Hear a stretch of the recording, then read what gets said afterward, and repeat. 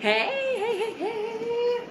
So, since I already did one live about my curriculum, I figured why not? I got our last bit of stuff in, and I am beyond excited. So, heads up, my kids are running around, so if it's loud, it's loud. I got it from christianbookstore.com. They're pretty cool. They normally have lots of really awesome... Ooh, I should have used scissors. They normally have really awesome sales, not just on curriculum, but Bibles, books, all kinds of stuff. It's really awesome. Man, next time, scissors, Jamie, scissors. There we go. Oh, I love these little things. The kids love to pop these. Okay, so first we have math. This is math lessons for a living education. It is, oh, I'm glad you like my shirt. You did make it. It is pretty awesome. It's very open and go. This is the whole year's worth. You open it up.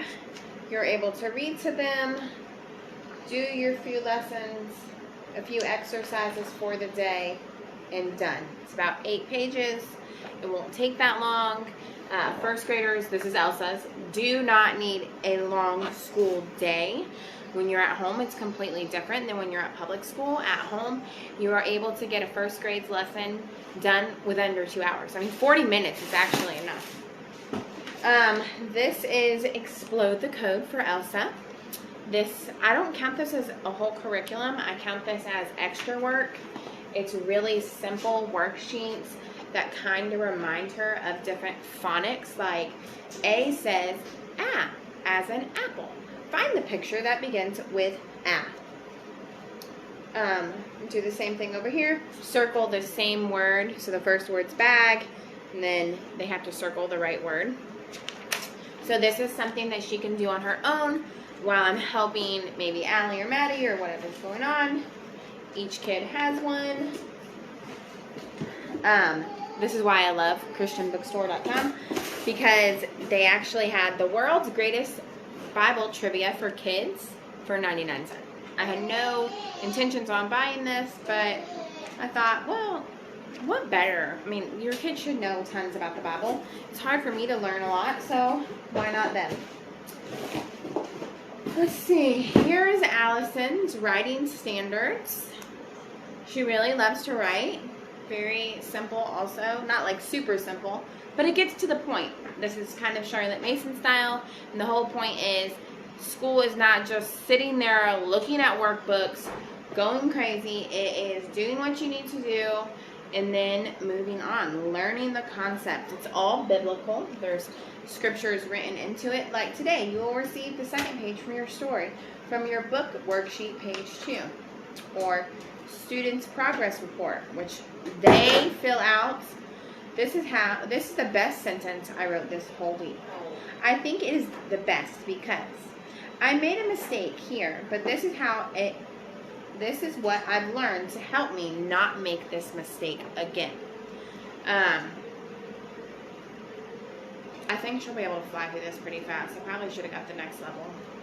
But that's okay. She can do this and we'll buy the next level. Better to have your child be confident in what they're doing than struggle so hard and feel stupid and dumb. I know when I was young, I'm dyslexic, and I remember feeling so dumb to the point that I didn't want to read at all and I didn't want to learn and nothing like that. And now the Lord has healed me of that, and I've learned that I just learn differently than other people. Now I devour books and love information. Because if you're not learning, hey, do not throw that book on the ground.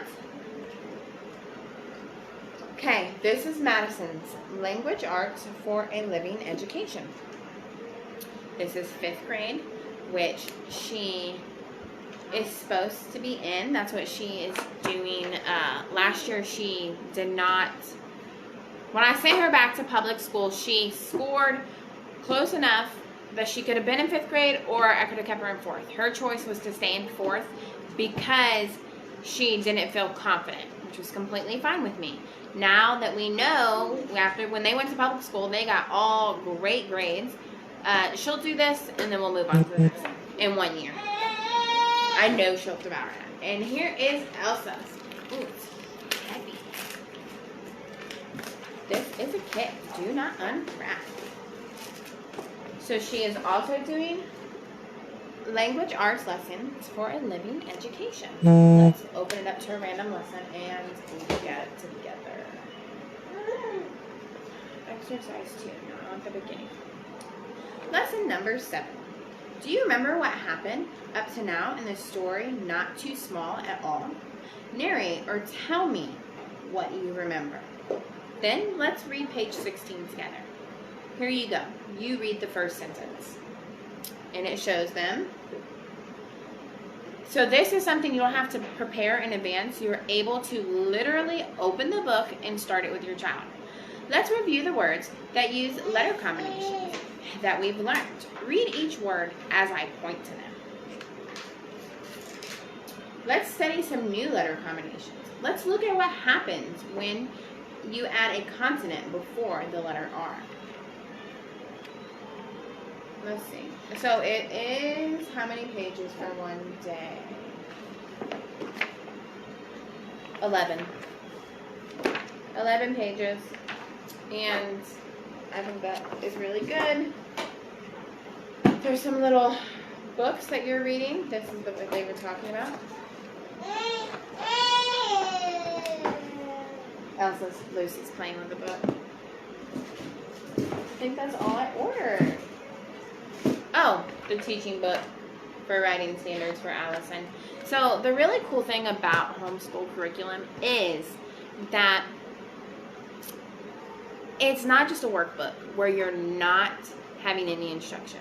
You can get curriculums that are fully, huge, detailed, where it tells you exactly what to say, what crafts to do, what everything, okay, what books to read, it all. Or you can go more minimalist, where it is like a workbook, and it's telling you word for word what to say, but you don't have to prepare in advance. I like that for language arts, because that's what I've had success in with Elsa in the beginning, using 100 easy lessons to teach your child to read, and I really, really loved it. I mean, we're on day 38.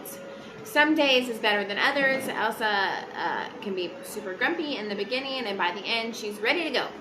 So, yes.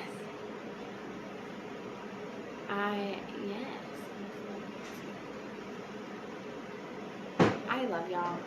I'm excited. I'm so excited about all. Sorry, I was reading a text message and I got distracted. So the best part about all of this is it all puts Christ first. It is not just sitting there reading your Bible, it's blended into your life so that your children will have a good, strong foundation by the time they reach adulthood. If we are not showing them the way and protecting them, then if we're not guiding them, something is going to guide them. And it's going to be the world, and it's going to be the devil. And he's going to push things that you don't want your children to do. Right now is the time to guide them. When they're adults and lost and drug addicts and doing things that you don't want them to do, that's not going to be the time for you to preach to them. Right now is. So if you have any questions about anything I showed you today, or you want to know more about homeschooling or Christ, send me a private message.